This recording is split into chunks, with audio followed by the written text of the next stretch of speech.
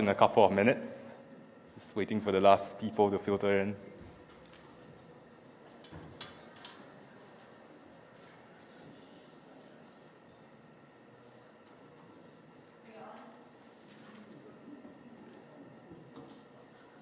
All right, how's everyone doing today? Good. So welcome everybody. My name is Hian Ling Kek, and I'm a youth representative for the World Organization of the Scout Movement. Before I begin, I'd like to acknowledge the presence of Her Royal Highness Princess Sama, who's sitting in the front row. She is a great advocate for youth empowerment in climate change and also youth decision making. We are really pleased to join forces with several key partners today for this side event, and thank you all for joining us. This event is all about fostering youth-led entrepreneurship and innovation for climate-resilient communities. Educators, institutions, and policymakers are all crucial for scaling up youth-led entrepreneurship and innovation for achieving the SDGs. Climate action can be realized through skills development and lifelong learning for young people.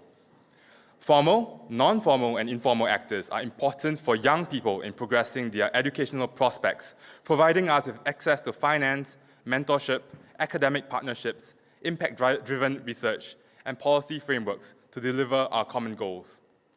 I'm really privileged to welcome a wide selection of diverse speakers for you today from the Commonwealth Sustainable Energy Transition Youth Network, the University of Minnesota, the Association of Commonwealth Universities, and of course, the World Organization of the Scout Movement. Before we begin, I would like to encourage all of you to join our Slido. I would like all of you to log into slido.com or scan the QR code. It's coming up? Yeah, just a bit? Yeah, right there on your mobile devices, and use the code #COP28Youth. Throughout this session, you'll be able to submit your questions to this Slido link for speakers to answer. But before we begin, we would like to show a video of the Mobolo Association from Gambia, which is an association led by women that helps build solar energy for the country. 15% of the solar energy that's generated in Gambia is created by this association.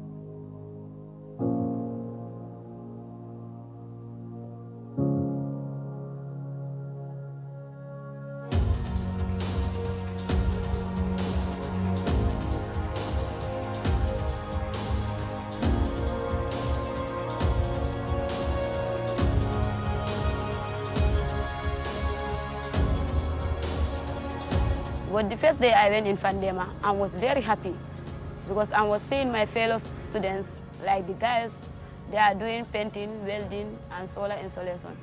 I was very doubt and saying that, wow, how can girls also do this welding and painting?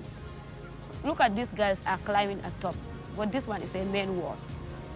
Me, I don't see ladies are doing this. I'm empowered because a woman, if you learn a skill, that will help you in your future.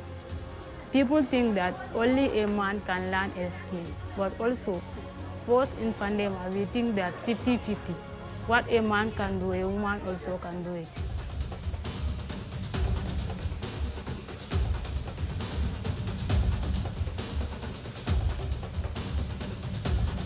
The project also definitely helps not only empowering women, but also taking into account key issues in the Gambia linked to climate change.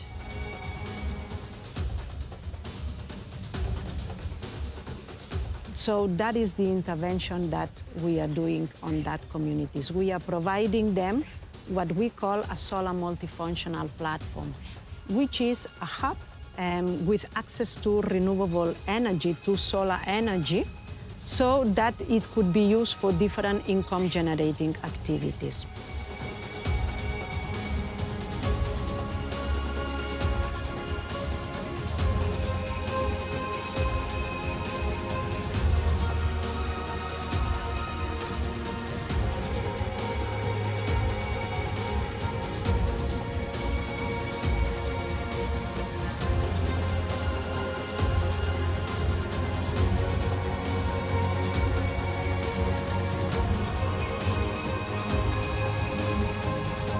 So I think that's something that is really making an impact in that community. Little solutions that can make bigger impact in the life of the people, especially our women. This is what the project is achieving.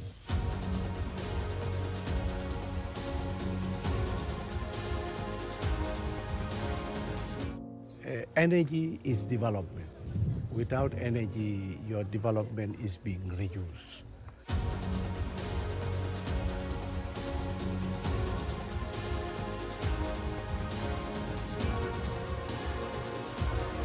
There is a standard model that Mbolo is using and is recommended throughout West Africa. That is to go to the communities, take their own people, train them, and take them back to their own community. So they are the very people who should develop their own places.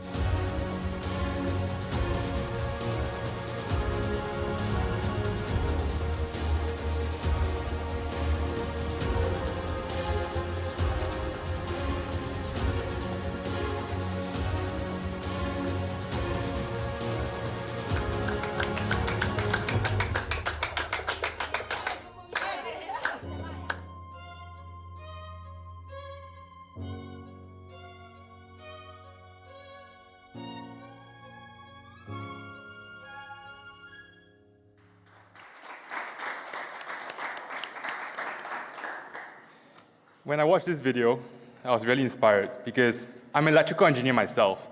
And one day I would like my work to touch as many communities as this project has done, to empower as many people to make a change in their community as possible.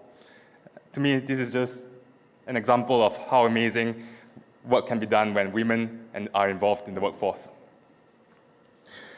Without further ado, let us begin. Speakers, please keep your contributions to 5 to 7 minutes. I would first like to introduce Dr. Damfa from the University of Minnesota. Dr. Damfa is a Gambian American, currently lead scientist and program director for the Natural Capital Project at the Institute on the Environment, University of Minnesota. He's also the founding executive director for the Household Disaster Resilience Program in Gambia. Dr. Damfa, please tell us about your work and how educators can better incorporate sustainability and entrepreneurship into the curriculum to prepare youth for climate action and innovation. Thank you very much, Mr. Moderator, and thanks for your kindness and generosity.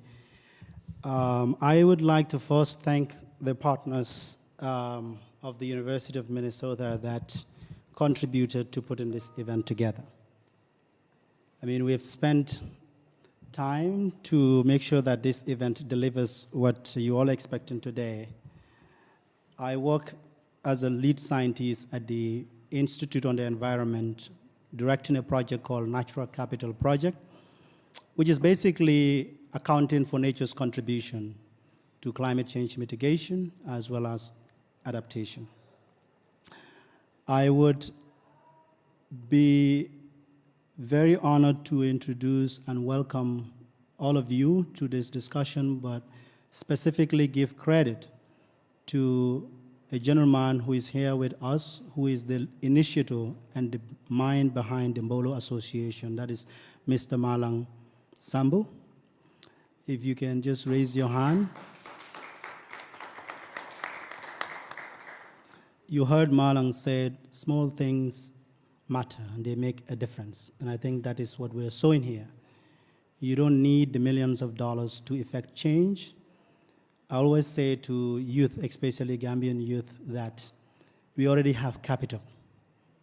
We have natural capital, we have social capital, which is peace, in many of our countries, and we also have human capital. If you have all these things, then you shouldn't limit your means of implementation to finance.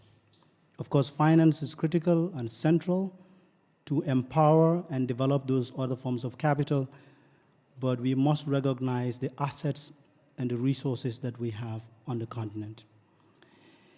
The question was about how do we incorporate sustainability and entrepreneurship into our education system. I think this is a critical question. First, I'll give 3 points and I'll give 3 recommendations. The first point to note is that we have to review and redevelop our curricula.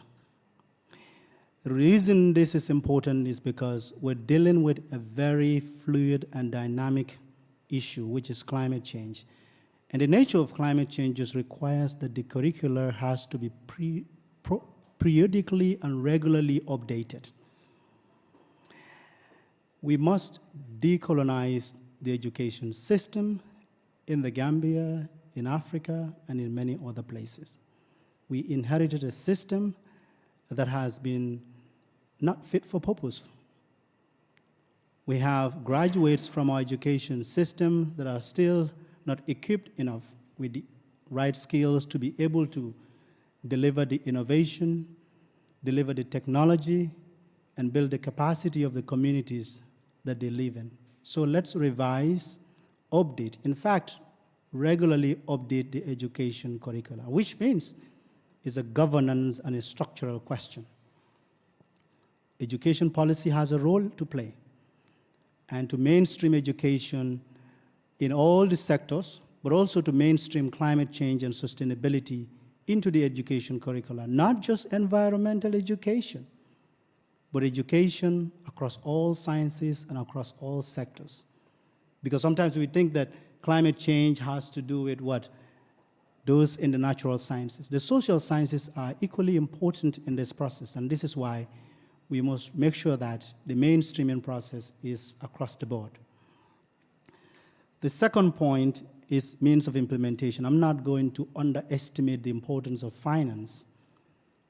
Make no mistake, without finance, sometimes it's very challenging, if not impossible, to gather people, to even protect your natural capital. So which means finance is central, and means of implementation, as you know, under the UNFCCC, is not just about finance, but it's about what? Capacity building, it's about technology. It's about educating people that Mbolo Association is doing, people who are not able to make it to the university level, but they still believe in themselves, that with the right entrepreneurial education, they would be able to deliver and support their own communities. This is what is needed. So I call on all the partners here to support organizations like Mbolo to help them to scale up. I think that is really critical. The last 2 points I would mention is that the trainer needs to be trained. Who is the educator? Whose education matters? Who defines what goes into the curricula? These are questions that every context would be different, so it's important that we put context every time we think about this. Who is providing the education, and what are we teaching the kids in our school system? So training of trainers or training of teachers, even teachers to understand what does it mean? How do you even talk about climate change to an elementary kid student? So this is really essential. Finally, research, and my next point, I will elaborate further on the importance of research, technology, and innovation centers across. The Gambia has some models around this. They need means of implementation. They need partners to support them to scale it up. Thank you very much, Mr. Moderator. Thank you, Dr. Danfa. I think it's a really important point that he raised, that we shouldn't limit our means of implementation to finance. For example, Bowo Foundation managed to take advantage of the human capital, to capitalize on human capital in order to make solar cells more accessible for the entire country of Gambia. That, for me, is really interesting. As well as the point on reforming education, education definitely has to be updated to include climate change, not just pigeonholed away in the environmental sciences, but integrated in every single subject in the curriculum. This is extremely important. Our next speaker is Duri Mahmood. Duri is an international development practitioner with core expertise in green entrepreneurship, climate change, and sustainable livelihoods. Duri is currently leading the climate policy and climate finance team at Oxford Policy Management. She has also co-founded Women in Renewable Energy Pakistan. Duri, we would love to hear more about your work and the ways that educational institutions can collaborate with policymakers to create an ecosystem that nurtures youth-led entrepreneurship for sustainable development. If possible, could you raise some examples that you know of from your country? Right. Thank you so much for giving me the forum to bring the voices from Pakistan to here. Just wrapping up 2 days, we've just found out that public-private partnerships for fostering youth-led entrepreneurship is very crucial and vital in sort of meeting the technical, regulatory, financing gaps in the realization of SDGs, whether it's the SDG 8 to do with the decent work and economic growth, SDG 9, which is to do with the industry, innovation, and infrastructure, SDG 10, which aims to build up the inclusive, resilient communities, or SDG 12, which is like responsive consumption and production, and most importantly, the SDG 17, which is to do with partnership for goals, and indirectly to all the SDGs 1 to 5, from poverty, well-being, hunger, to climate action, SDG 17, 14, 15. So you see how this whole topic today that we're discussing covers all the SDGs. Now the question here that how educational institutes and universities could actually collaborate with the policymakers to sort of create that conducive environment that could actually accelerate the youth-led startups. Now we all know that these aspiring, budding ecopreneurs or social entrepreneurs, as we call them, through their startups are the solution provider to some of the daunting societal and environmental challenges or climate emergencies in the global south.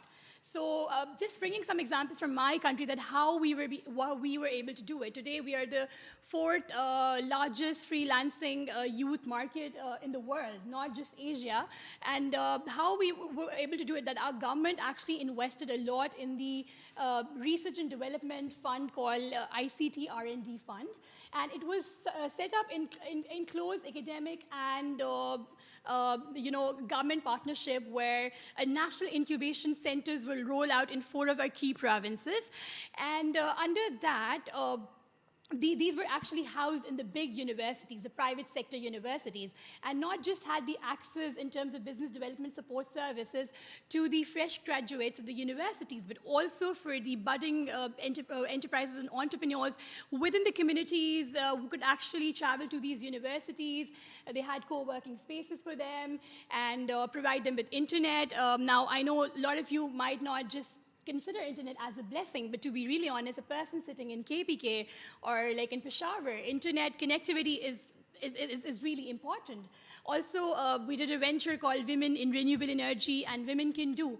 And these were the 2 entrepreneurial development programs which we rolled out through 10 public sector women universities. So when we did the entrepreneurial training programs, which included the business communication, business development, marketing support, digital marketing, fiduciary risk assessment, all those sort of modules which are very like academic focus to these rural enterprises. They told us that, okay, fine, we have the literacy now, we know, but how do we go out there? We cannot just move right now. We have mobility crisis, we don't have access. So in that case, we connected them to the women chambers, the unions, the associations through which they could actually use the tech support and could also tackle their mobility and accessibility challenges. And there were centralized portals for them where they could register themselves as suppliers, and e-commerce market could open up a huge new world for them to sort of scale up their businesses. And through these national incubation centers that we saw, that it actually fostered a lot of multiple partnerships, not just the academia government, but also the private sectors. All the big telecommunication companies are now part of the incubators. We are having big pitches, the challenges, hackathon, where these private investors are venture capitalists. They're putting in equity share within these startups. And some of them are based out of the US, UK, even UAE, and that sort of work is being done. So that's number one, the nationally led incubators beyond universities and in the middle where both urban and rural enterprise could benefit from. The second most important is that, this whole nexus of academia and policymakers could actually provide support to improve the ease of business and market access and export facilitation, like I said. But this could be done if we could actually streamline the processes of registrations. I mean, I've done work in this space, and whoever has done, they know that it's not easy. The startups do not have funding. They do not have seed funding to even register their businesses. It's like it's a lubisome process out there. So this sort of support has been extended by different enterprises, public institutions like Small Medium Enterprise Development Authority. Like when I'm telling you that we connected them with Women Chambers, so their role is mainly to sort of support them with patent registration, licensing, and compliance that they need to be a company, because some of them don't even have a bank account, they don't have a financial literacy. So all those things are very, very important here, which could be done, and this partnership could actually leverage that. Very important, the infrastructural support. We are sitting in the Middle East right now. Wherever I go, I see, you have internet, we have like hotspots, we have like plug and play, So, but here in Pakistan, you do not have co-working spaces, you do not have offices. So, these incubators are also providing the co-working spaces to these rural enterprises where they come and have meetings, also safe spaces for women. That is very important, especially the country that I come from. The security issues, women cannot step out, there are cultural barriers. So, those safe co-working spaces are very important, which those incubators are providing them. So that's another area where this partnership could be tackled. Very important, my favorite, the last one is definitely hosting hackathon challenges, prices, and investor pitches. And this is this goes beyond the academia public partnership. Here, where your multilateral donor agencies are also involved, our big funders out there, GCF, USAID, GIZ, all these are now UNIDO, UN organizations, now coming together to sort of support in these elevator pitches, which actually marry between the investors and the budding entrepreneurs, where they make them meet. They have startups in different thematic areas like renewable energy, aquaculture, urban resilience, WASH, all those things which I can actually highlight further. And last but not the least, academia has the technical capacity, and they could actually provide the policymakers from the global south to basically develop specific, customized youth entrepreneurship, green startup policies or strategies that could be rolled out. Because chances are that if academia, the private sector, private universities are not going to be engaged in those policies, they would be very blind with inclusivity, they'd be blind with the youth. So to just have that voice, academia could play a very crucial role. Thank you so much.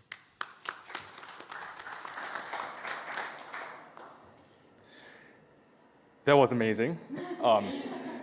So in my university, we have a lot of startups, but the issue is that these startups are always motivated by money.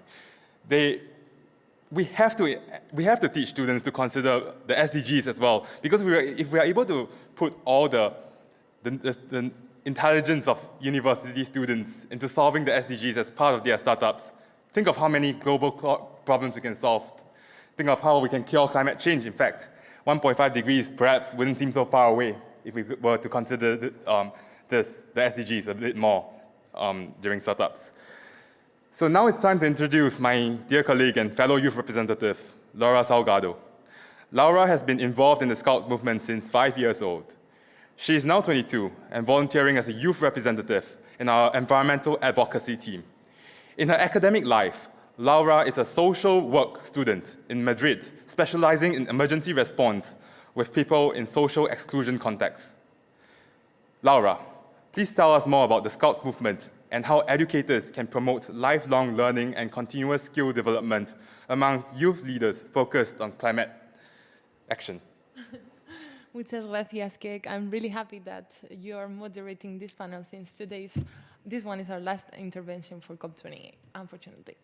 Hola a todos, bienvenidas, ¿cómo estáis? Thank you so much for all the panelists and the organization for having us today in this room. So, since we are talking about education, I would like to get you a little bit tested before starting. So, could you please raise your hand if you've already seen in your countries a group of children and young people? I did wearing a scarf. Please raise your hand. Oh, not that many. I did the same exercise the other day and everyone knew. So, well, that's great because I hope that at the end of this panel you have the image on your mind of what are we actually doing as Scouts. So what is Scouting? Scouting is the youth largest movement for non-formal education in the world. It has more than 57 million people involved in it and working on it, and it is present in in 174 countries.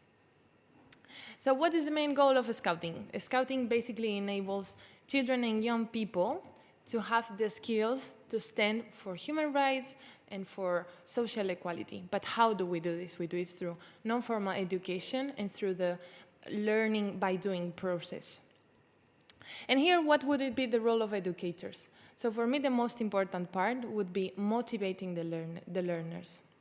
And we need educators to motivate the learners, because when they are motivated, when they feel the sense of belonging, of community, they have a safe place, then they put the work, they put the effort every day, because they will be thinking about that Saturday where they will meet with their friends, because we're a community of friends, that's how we call each other, and they gather every Saturday and they develop some amazing skills, and after that they create amazing programs and projects that I'll be talking you through in this panel. So all activities that we do with our education system, they all have a purpose for skill development. So we gain competences such as teamwork, tolerance, dialogue, being curious about our surroundings and about social issues. And I'm really glad that you came up with the topic, you brought it to the table, that who educates the educators. So that's something we work in different levels, from the global to the regional and national, where we train the trainers for them also to have the skills to perform in front of our children and youth, because they need to do management, they need to do digital programming, they need to be so creative that children, when we are doing our activities, keep looking at their eyes and thinking that, wow, what this young person, because some of them are adults, but because they really seen us as much older than we really are. We are 18, and then they go home and they go to their parents and talk about what they've learned in Scouting.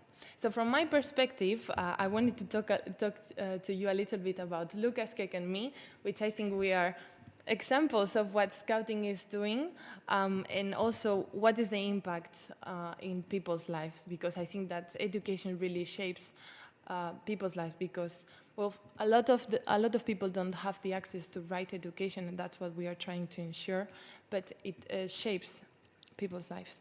So in the past few days, we've been running from one place to another, I guess like all of you, right? Have you?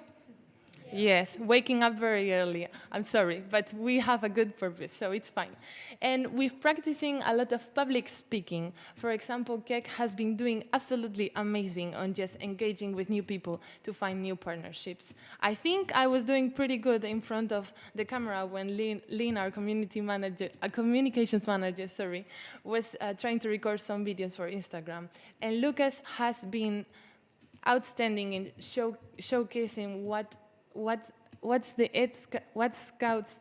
I'm sorry, I'm nervous because this really touches my heart because I'm really proud that I'm here and I'm really proud to be a Scout. So Lucas was telling us, and a lot of people, what's been happening in Madagascar. That's the place where he's from and how climate change has affected his country. But then how being involved in Scouts, they've been able to do a relief on the effects. So actually, when I was my first day of scouting, I was 6 years old. I was crying. I didn't want to be there. I just wanted to go home with my parents. I hated it.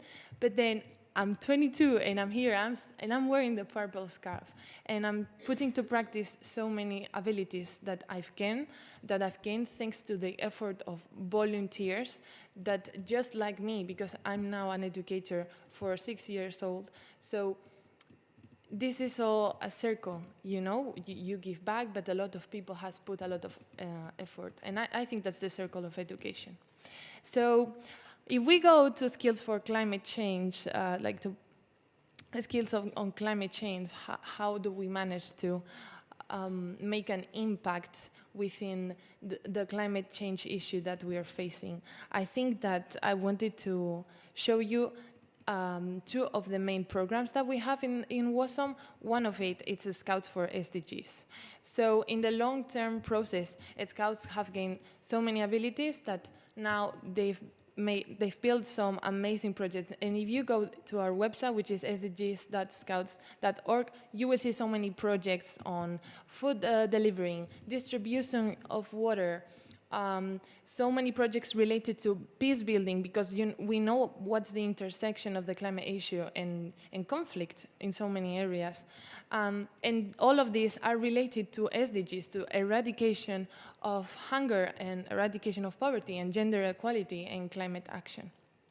So we also have the Earthstrike program, which is mostly focused on reducing plastic waste, solar and green renewable energy, and also trying to understand and learn about biodiversity, because if we don't understand how nature and the ecosystem works, then we don't have the skills to approach it.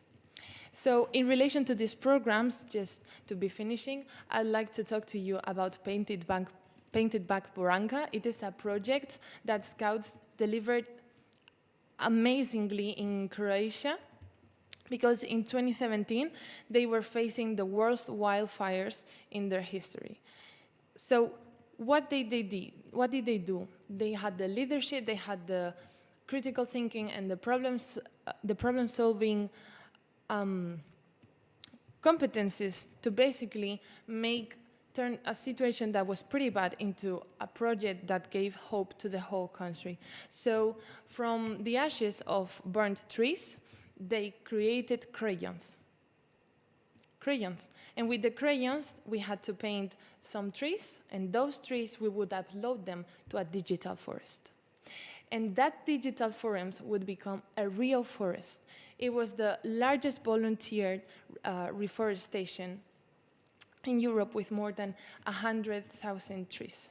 So how did they manage to do something that had such an impact in their ecosystem? Well, because of the skills and thinking outside the box that they learn during their learning process in Scouting. So yes, I just wanted to give you a representation of the commitment of environmental protection and climate action that Scouting is doing. These are some of the insights. And also I wanted to transmit you that a Scout is never settled. So they have a place where they can become more active citizens that the day before today they were. And yes, that's it. Thank you so much. Thank you, Laura. I think for me, I can attest to the skills that Scouting has imbued in me. I'm an electrical engineering student, and that's the furthest away that you can get from policy and advocacy, especially for climate change. I shouldn't be here right now. I should be at home studying for my finals, maybe building a couple of circuits with transistors, maybe if I'm lucky, study about how solar cells work, but never about advocacy. With the skills that scouting has given me, I'm here right now speaking on behalf of 57 young members, youth members of the world, telling policymakers about why the youth care about the Earth's future, and telling them that we cannot let global warming increase more than 1.5 degrees. And I think I'm forever thankful to the movement for that. Not to steal the limelight from Laura, definitely. And last but not least, I would like to introduce Martin Masilla, Executive Committee Member of the Commonwealth Sustainable Energy Transition Network. Martin is the founder of Solis Energy, a growing last-mile solar distribution business in Malawi. He is considered a rising leader in Africa's solar renewable energy sector, having won awards such as the 2020 Distribution Prize. Martin, please tell us more about your work and how mentors can support youth-led startups in the development and execution of climate-conscious business models. Thank you, and thank you everyone for being here. Like he said, my name is Martin. I come from Malawi. I'm the founder of Solis Energy. And what we do is we identify households and businesses that are not connected to the electricity grid in Malawi, and we electrify them using solar home systems. Over 20 million people in Malawi live without access to electricity. And this affects their productivity, this affects their daily lives. And we saw this as a challenge and set out to solve this challenge through the use of the solar home systems. But we quickly also discovered the problem with affordability. So we're solving that in two ways: by enabling households to pay flexibly, by leveraging pay-as-you-go technology. So a household makes a small deposit, and over a period of 12 to 18 months, they follow that up with small monthly payments that enable them to also use their money for other things around the house and for their businesses. Since 2020, we have electrified over 500 households, created 20 full-time, part-time positions within the business, proud team members that I work with, and created partnerships with various regional, local, international organizations to scale our work across Malawi. Starting a business is hard, and running it, you realize very fast that it's harder as well. And very often, young entrepreneurs are trapped when they're operating their businesses, because there's a couple of gaps that they face. I like some points that were made around, leveraging human capital, leveraging financial capital, and leveraging some of the resources that exist within our communities to make a change. And when you're coming from the global south, and particularly, I think, sub-Saharan Africa, our challenges are quite similar, because you have groups of young people that have come together to solve a challenge that they see in their communities. They've banded together to leverage the human capital that they have. They realize the potential that the environment has to create opportunities, but they hit a ceiling when it comes to accessing the financial resources that they need to grow their business, to build a strong business model, and to scale that model across the country and across the continent. Where mentorship comes in is that by leveraging the experience of others that have done it, you are able to learn the pitfalls of some of the models that you're trying to implement, to avoid those pitfalls, and to position your business to be more financially sustainable in a space where there's not much capital going around, in a space where there's not many opportunities that you can access. Very often you find that creating a sustainable business model assists you in lengthening the survival of your enterprise. Mentors can also be a great way to reach new opportunities. So opportunities for capacity building, opportunities for funding, opportunities for more learning within your organization can often come from people that are within your networks and have done what you wanted to do earlier on. So a mentor is the bridge between where you are and where you want to be. they have faced some of the challenges that you've faced, and they understand where you're coming from. So having those mentorship programs in place is really beneficial, because then there's that continuous exchange of knowledge that is happening, and that enables the solutions that are coming out of the African continent as well to be more, more effective and more progressive as time goes by. I have benefited from some mentorship programs myself. I have contributed to a few mentorship programs as a mentor in the Efficiency for Access Design Challenge, which is run by the Energy Saving Trust. And it's a rewarding experience for both the mentor and the person being mentored. When you, as a young entrepreneur or entrepreneur at any stage, has the chance to interact with another entrepreneur that is starting out on the journey, if you are given a position to teach, then you are also forced to go back to the drawing board and look at some of the things that you perceive to be right and challenge them yourself.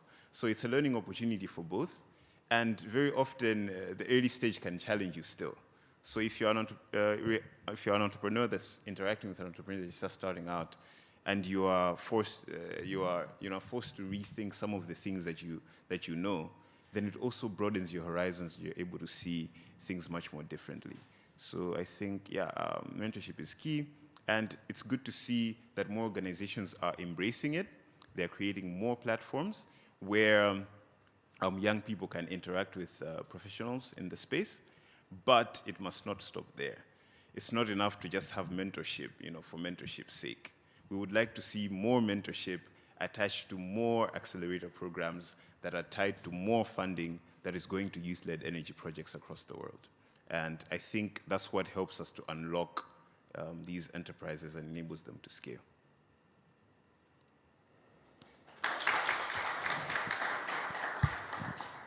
That was amazing. I think it is heartening to hear how adaptive business models such as the pay-as-you-go model, as well as adapting technology such as solar power to the needs of every community. It's helping increase access to energy as well as making the business viable. So business viability and accessibility does not have to be mutually exclusive through good methods. As well as mentorship, I think that's really important because many people have walked the path that you have walked before. And if you have someone to guide you along, it makes it so much easier, especially if you're struggling for help, especially if you have an idea that you want to put into practice, but you don't know how to. Mentorship really helps in this case. So, thank you. And we'd like to move on to the next speaker, Dr. Damfa. I'm going to turn back to you. What role can academic partnerships play in fostering innovation for climate action, and how can these partnerships be encouraged? Thank you very much once again. And I applaud the panelists for really very interesting discussion that connects all of the points that we're talking about today. I think the answer is partnership, partnership, and partnership. And I think that the partnership starts locally, nationally, regionally, continentally, as well as global partnership. And if we look at the role of academia, it is crucial in the entire process. It starts with, as I said, imagine everything that I've talked about. Imagine that's already in place. That is, you have a good education system that mainstream the climate, sustainability ideas. I like your points about the SDGs and the role of all in the SDG. It's not just those who went through the formal education system, but those that are not privileged enough to be schooled. My former lecturer at the University of the Gambia always said, to be schooled and to be educated are different. So let us be mindful that going through formal education is not the only process through which you can contribute to national development. In responding to this question, I would like to connect it to the UNFCCC a little bit, that calls for partnership.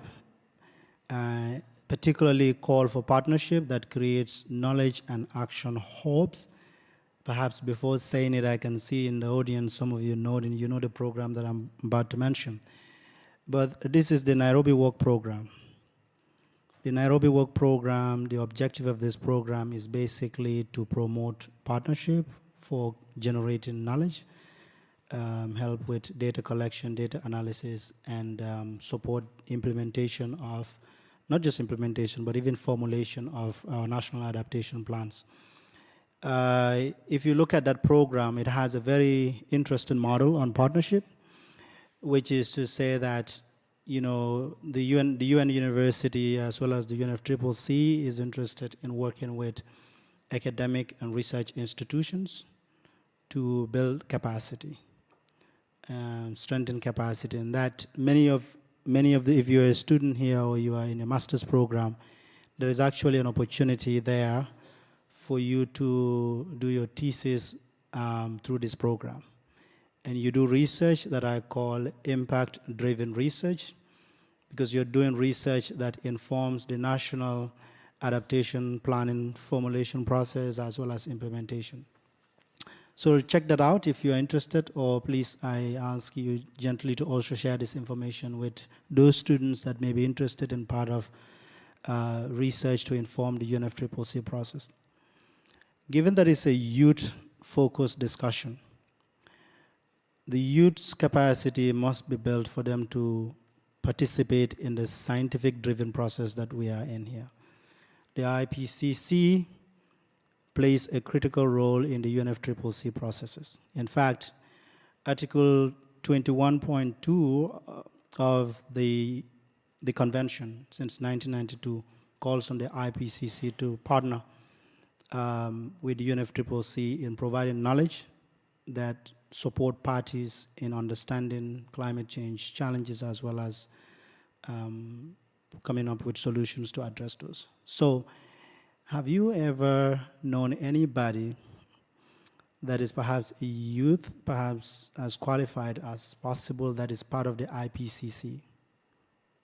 I haven't known anybody. Even myself, I challenge myself. One of the takeaways for me is that I want to be part of the IPCC process because I'm still under the youth bracket.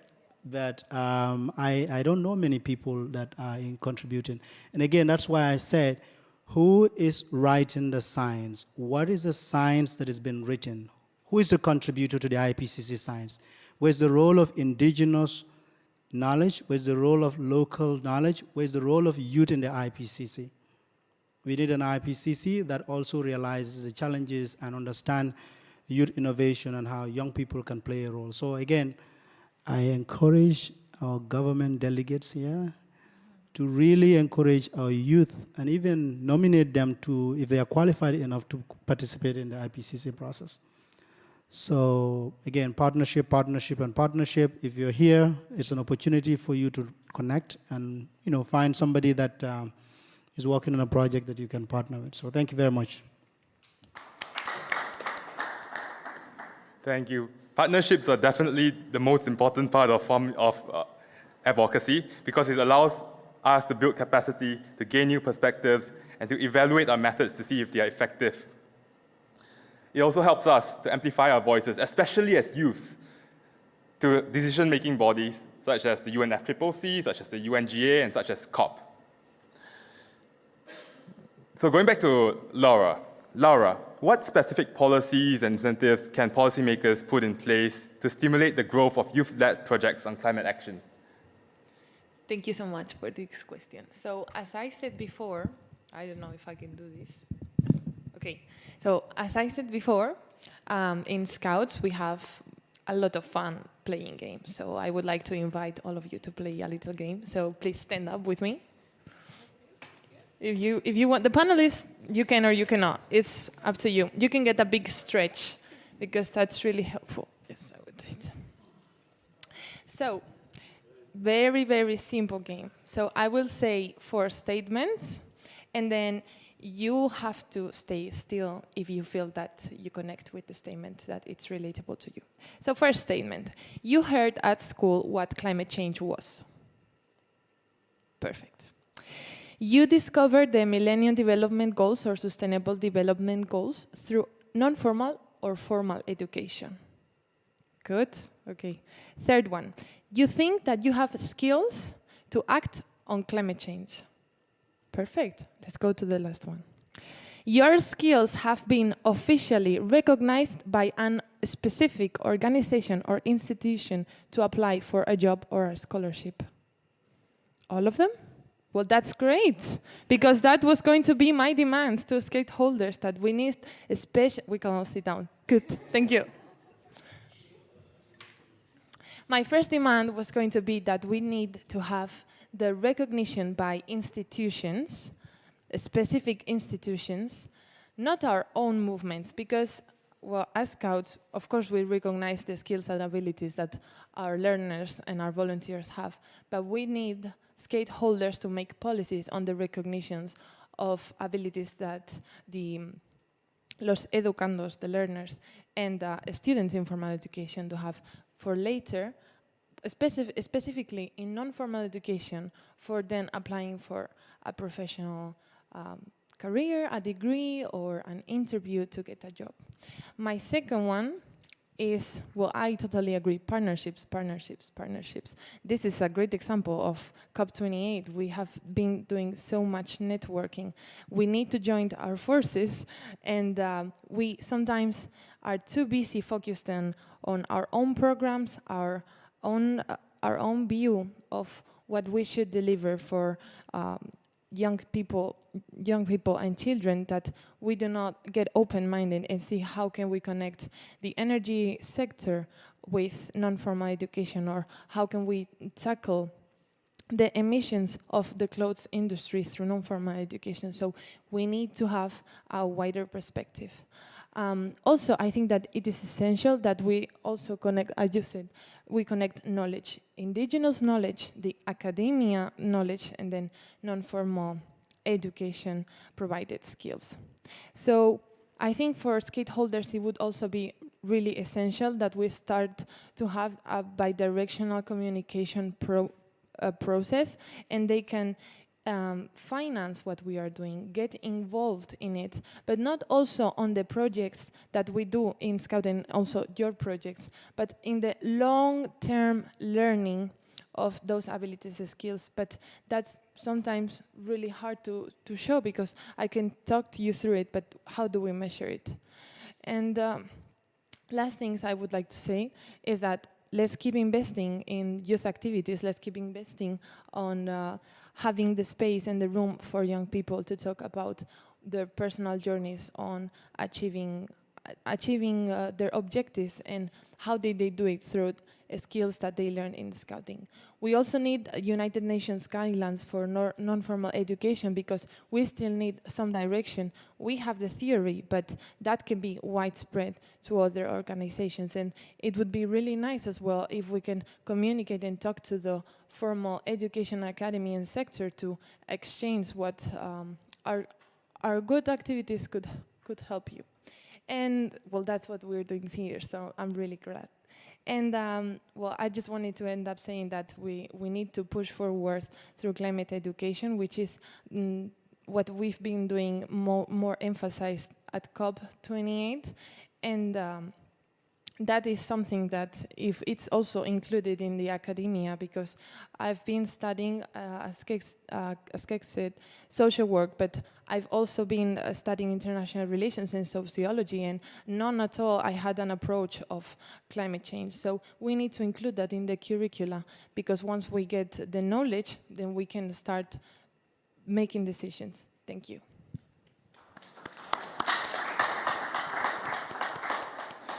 Totally agree that we have to reformulate our education system, because if we were to look at the audience right now and the poll that we just took, I think we solved the climate education crisis.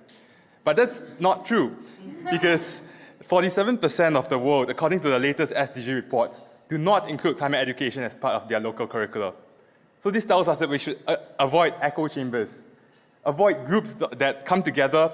It seems perfect. Everyone at COP knows about climate, but that doesn't mean that the entire world of youth know about climate change and how they can make a change. We have to reformulate education in order to let youth know about this important point. And finally, Dori, how can technology and innovation be harnessed to amplify the impact of youth-led initiatives in addressing climate change. Oh, right, thank you. So this has to be my PhD topic if I decide to go for a PhD.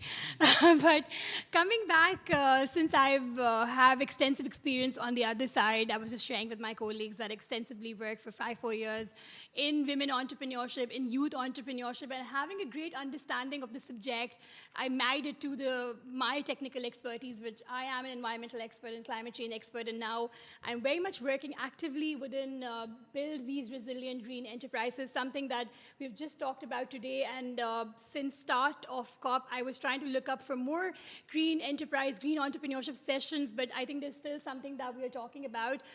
Even the folks at GCF Adaptation Fund are talking about project preparation facility, the gap between the pipeline and the funder. So who's going to bridge that? That's the project preparation facility, where you have to come out and develop innovative, bankable projects. So coming back again, like I said, that climate change is a multifaceted, it's a holistic phenomena, but does have an impact locally, regionally, and globally. So now the green enterprises all over the world are operating like within the niche area of adaptation and mitigation both, but they're tackling very, very specialized challenges, right? So I would just give you some real examples from the work that we did back in Pakistan again. And like I said, that I cannot emphasize more on building on the partnerships, because when we talk about building, bankable projects or innovative bankable project, that does not only involve an entrepreneur or a funder, but that has a project preparation facility, that has a climate fund manager, that has a financier, so all those partners are there. So the first project was basically a waste to value project by a sugar mill that we helped to sort of devise a bankable project. So what they were doing is that we helped them design a project preparation facility for a donor, where we helped them convert the sugarcane waste, it's called bagasse, into value through the tableware, which are paper cups, and it has the Middle Eastern and the European markets. So these guys are now doing that, and they got their funding not just for the feasibilities, but also to take up that, to mobilize at least 10 million private sector financing. So now you saw this project has emission reduction, it has catered a gender lens, because this was happening in an area, in a community where agriculture waste was actually burned. If you must have heard, in India and Pakistan, there's a slash and burn modality of the bagasse and molasses, and it causes air quality distortion. There's a photochemical smog, all those sort of things, and we are experiencing it firsthand within our cities, actually. So this project had covered like the SDGs that we are talking about, inclusivity, and all those parameters. The second important project that we worked with was, again, what my fellow colleagues have actually showed you a video. This was a mini-grid, solar-powered mini-grid, in an under-serviced station area in one of our provinces, where people did not have basic power, right? So the mini-grids actually helped the household to sort of get the power, and just also they started using that power not just for the basic lifestyle improvement, but also to generate crab fishing industry. It's a local industry that, again, has the offtake agreements with an international market in Middle East and other countries. And now the community is earning good welfare out there. So it again has a gender lens to it. It's bankable, and it is, again, using clean energy. So that's the environmental conservation aspect as well. The third project is the Climate Smart Agriculture Project. Again, we are now the world is now using the drone-based technology for precision farming. So those sort of projects are very important to sort of protect the soil cover, which earlier through tillage and, constant sowing and mechanized farming were like just lost. And then it would not only create desertification and barren land, but it was really hard to reclaim. So this sort of technology, again, is helping the communities which had to leave those lands because they were barren now, and they had to look for alternative resources. So now with this drip irrigation, or perhaps drone farming, precision farming, the livelihood has improved, and they got an alternative revenue generation stream and made back, the lands were also reclaimed. The third very important project, again, this project was done in an international consortium with a foreign investor. So it was setting up the largest hatchery in the country. Again, our fish farming for 2 of the species were relying on the imports from Bangkok. So setting up a hatchery, which is like seedlings, was not only just supported us with reducing our import bill, but also provided alternative livelihood to the farmers in an underserviced service area, which were using the fresh waters to actually use it for fishing. And so with aquaculture, this would give them another alternative resource, an income generation stream, so that they do not, harness or overexploit, fresh waters and fisheries, and give them time to sort of like rebuild. So this is the project, and these are some of the projects that you can see, and they are now up and running in different stages of from incubation to acceleration. Perfect model.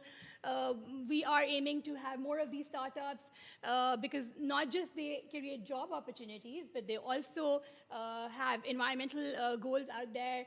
And ultimately, they're bankable. They have the sustainability angle covered, social element covered, and also the environmental angle embedded in it. And that's what we're looking for when we're going about the innovative digital bankable projects that could tackle some of the pressing social and climatic emergencies and challenges within these communities. This is sort of the things that you should be looking at, and there should be more of the project preparation facilities which could bridge up this gap of pipeline and the donors, and could help them offtake projects as well. Thank you so much. Thank you, Dari, for your contribution. I think it is important to have end-to-end solutions from conception to finance to execution, especially for major projects that might affect your entire country. Sometimes it's all about identifying a need and a demand and then acting on it. For instance, I'm very, very inspired by the sugarcane project, where sugarcane waste was made into tableware. I think as a lover of sugarcane juice myself, to see all of them go to waste, sometimes we use it as firewood in scouts, but to see all of this go to waste, it's pretty sad. But to see it turn into something that can be used again and again and again, I think it's inspiring, and it inspires us to think of creative solutions towards climate change. And now for our final question. Martin, what strategies can policymakers adopt to improve access to finance for young entrepreneurs working on sustainable and climate-related projects? Please keep your response to 5 to 7 minutes. Thank you. Sure. I mean, as a business owner, I love to talk about money, right? And right on. And I think I would like to take it back quickly to what it means, to be in business. So when you look at the various, I'll focus mostly on sustainable energy as my example, but it can be applied largely to other climate projects, carbon finance, and circular economy, and so on. When you look at a sustainable energy business model, you find that there's different stages. So you have the early stage, where you're trying to prove your idea. You have your where you now have proven up your idea and you're scaling it up a little bit, and then you're taking it, to the market and scaling it up across, either the whole country or the continent. Each of these stages comes with its own requirements. And in the specific, example of sustainable energy, one thing that is very important to note is that these are physical technologies that need to be procured, and this costs money. So if you are running a project, for example, that is going to serve 200 people, the amount of inventory that you have to procure is much lower than if you plan to serve 1,000 people. And for each of these stages, it then means that the amount of money that you require to invest increases as you go up through these stages. It's very important that we acknowledge this aspect, because very often, when we talk of early stage, or we talk of the growth of businesses in the energy and climate space, there's some funding that is available, but it's not appropriate to the types of business models that are being chosen to be scaled, or that are being chosen to be supported. If you're running an energy company, like I and my friends at Mbolu are doing, there's a specific amount that you need to have in the bank for you to make some things happen. If you don't get that money in the bank, it doesn't matter how much human capital you have. That project is not going to take off. And so it's very important for various organizations, especially donor organizations that are considering venturing into supporting youth-led energy solutions, sustainable energy solutions, youth-led climate solutions, to think about ways in which they can make suitable funding available to these climate projects. Because if you're looking to support sustainable energy projects and your average ticket size is somewhere between $5,000 and $10,000, that is perhaps not enough for you to achieve the impact that you're looking to achieve, simply because the inventory that you need to deploy is much higher than that. And so there then comes a question that, okay, so if we are going to allocate hundreds of thousands of US dollars to these youth-led projects, how sure are we that they have the capacity to absorb that finance and to deploy these projects? And I think that's where the funding has to be tied to the skills building that is needed by entrepreneurs as they go through these stages.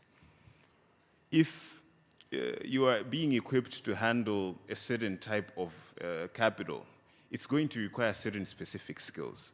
And so our accelerators have to be fit for purpose according to the types of business models and according to the sectors that we want to invest in. It's not very effective to bundle climate projects into one setting. So putting energy projects, circular economy projects, and so on into one single accelerator is probably not the best way to do this.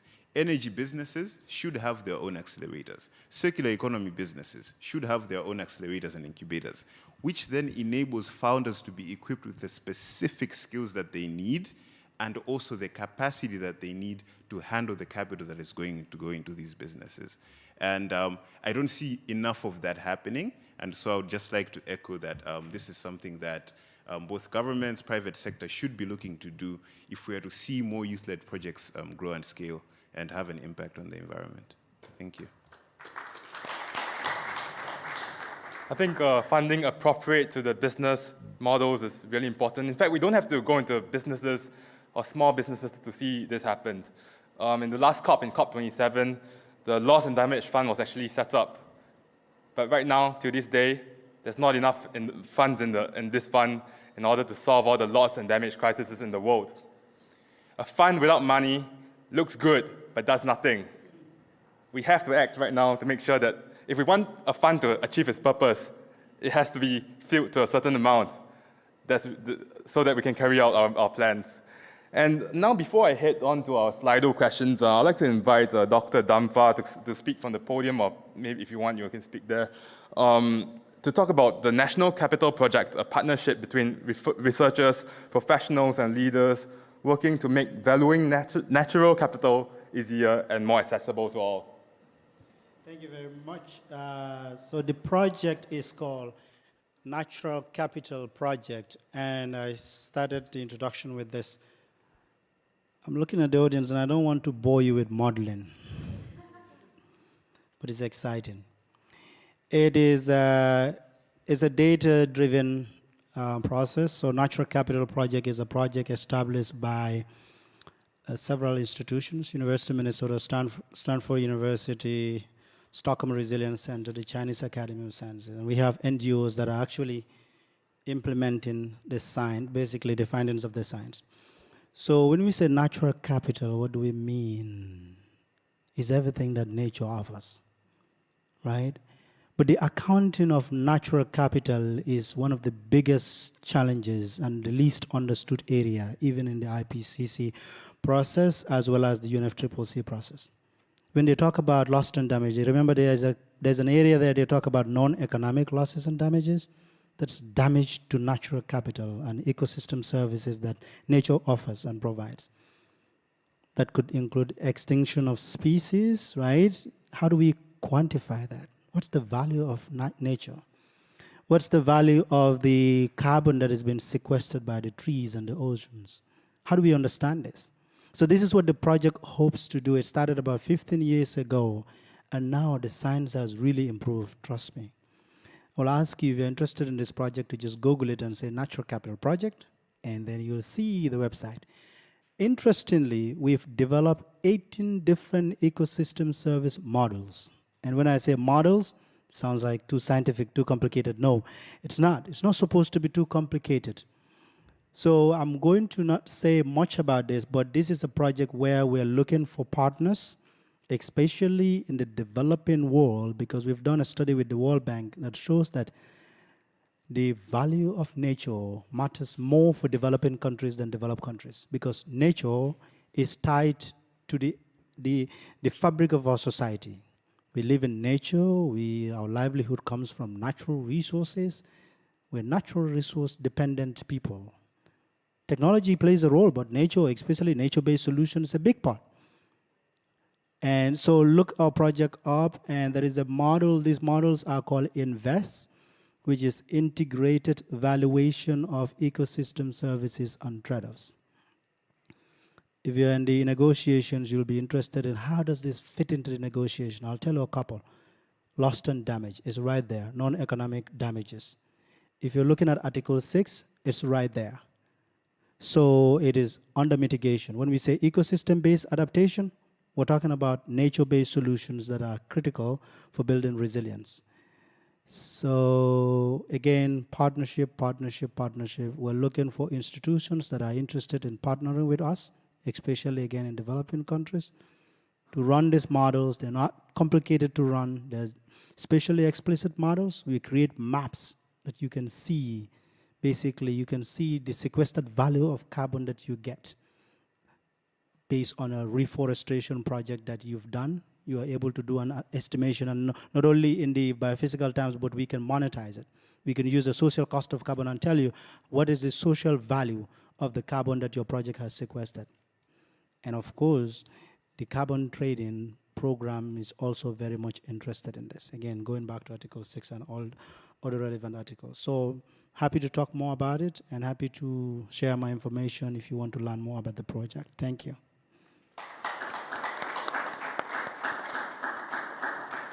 All right, so we shall move on to the Slido questions. So if our governments aren't taking climate action seriously, what hope do we have? Anyone want to answer?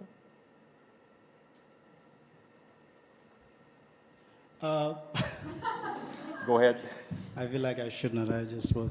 But if the government is not taking climate action seriously, engagement, climate action, especially climate governance, is a governance process.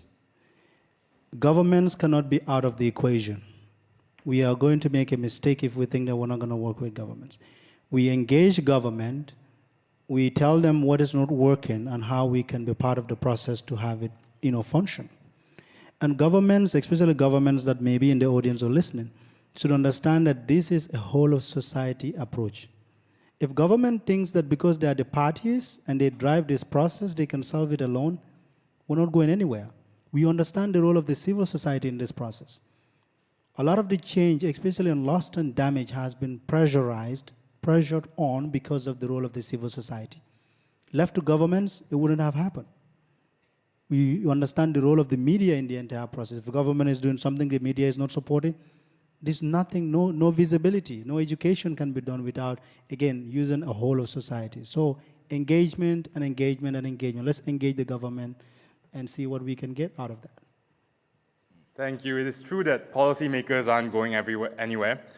We have to keep them accountable, but we cannot exclude them from the conversation. So heading on to our next question, how do we access more networks as youth to make sure we know what is available to us? Panelists, please keep your answers a bit short because we're running kind of short on time. Right, I will take that one.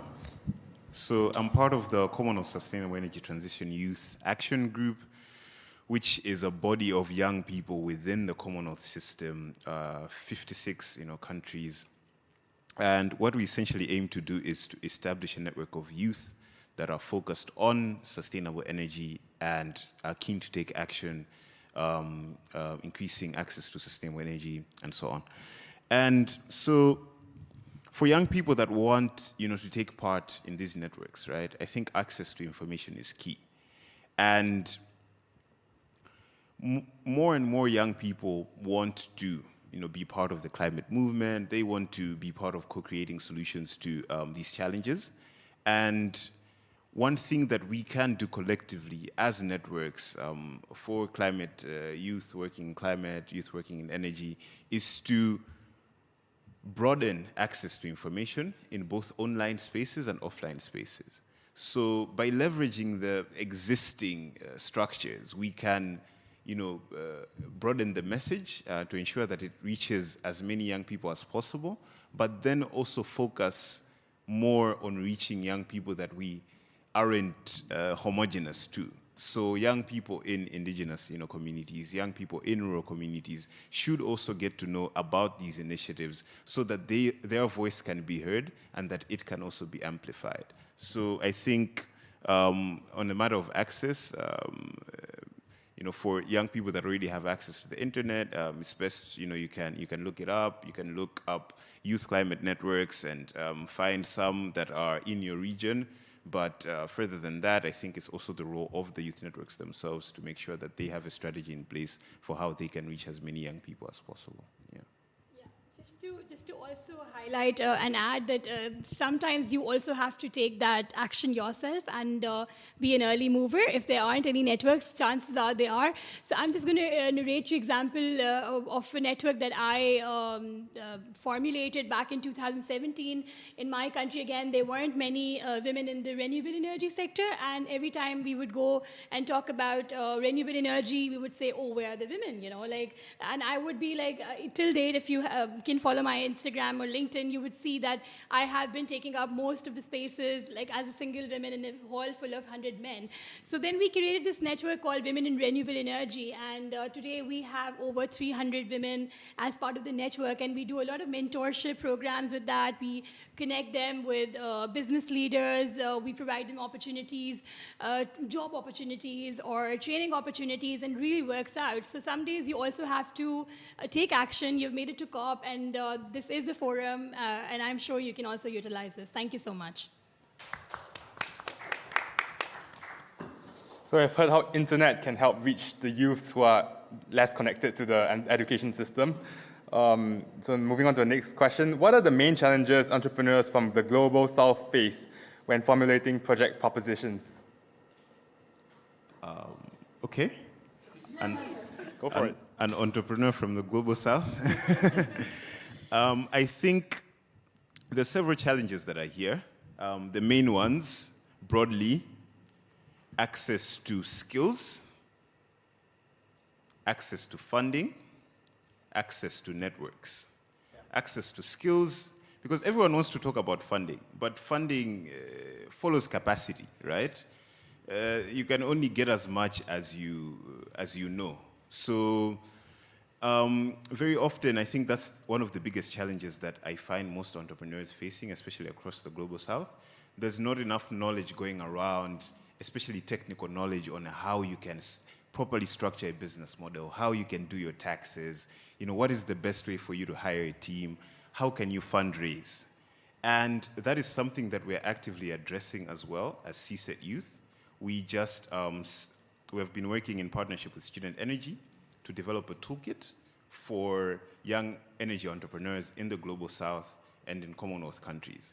What this toolkit aims to do is to equip young people that want or have already started some sort of business in the energy space with practicable knowledge and best practices on how to do market research, how to select a solution in the sustainable energy space, how to build a team, and draws from examples of successful businesses also led by young people in the energy space, and enables them to have a reference point to materials and resources that they can leverage to build out their own business models. On funding, there's not enough funding to go around. there's a huge gap in the global south when it comes to access to funding. So looking at some of the latest statistics overall, it is said that less than 10% of the funding that is flowing to energy projects in the global south, less than 10% of the funding is actually going to local founders and locally founded companies in the space. This is very concerning, because how can we achieve SDG 7 by 2030 if the local companies and local entrepreneurs are not empowered?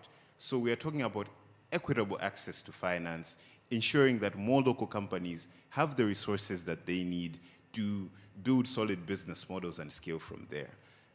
Yeah, so I think those are the main And challenges. just to add in that sometimes we do not know that there are hackathons going on, challenges and elevator pitches, and in that you don't even need any like governance or anything. You can directly tap into these hackathons run by a developed world, and it's easier. A lot of folks and green businesses in my country are able to sort of mobilize private sector financing through these challenges and elevator pitches as well. So look up to these hackathons and challenges and their rolling cycles and their requirements as well. Thank you. I'll add on the hackathons and accelerators just a little bit and say that a lot of African entrepreneurs have gone through accelerators, they've gone through hackathons, they've gone through incubators, they've won awards. And part of the reason why that is not because they want to be the most awarded or accelerated entrepreneurs. Sometimes that is the only way that you can get the access to funding that you need to grow your enterprise. So I don't think that that's a sustainable solution in the long term. If you have to constantly, win a hackathon or win an award, for you to extend the runway of your business, there needs to be a cutoff point where entrepreneurs that have been accelerated, that have gone through these knowledge platforms and so on, actually get the finance that they need to build a solid business model. That is what governments and that is what the private sector should be looking to now, because we have been having this conversation around capacity building for a while, but the funding is not flowing. And, suitable funding needs to flow. Yeah, fund the youth, man. Yeah.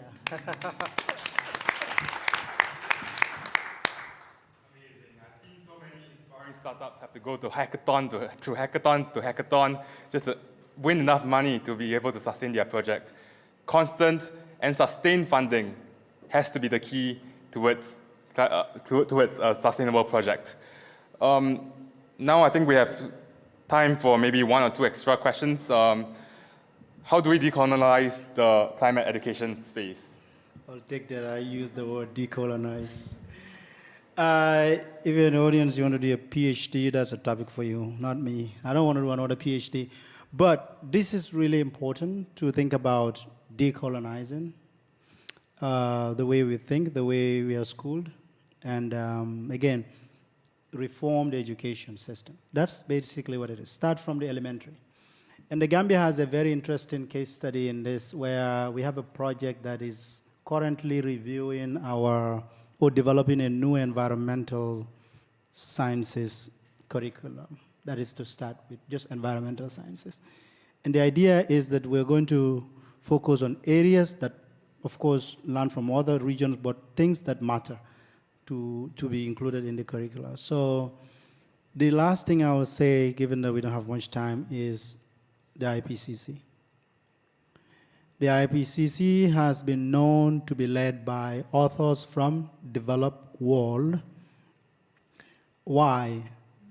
The genesis of that is, again, education, capacity, what is known and what is recognized to be knowledge and science.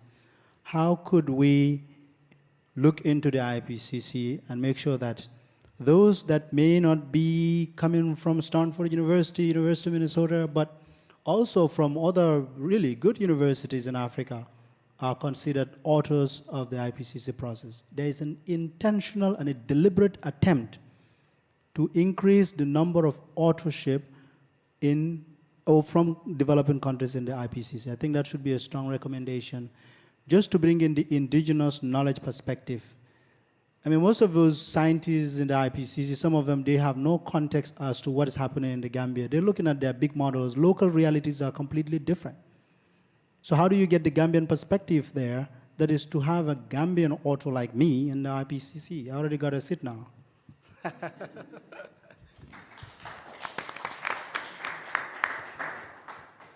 All right, perhaps we can take one very, very quick answer to the next question.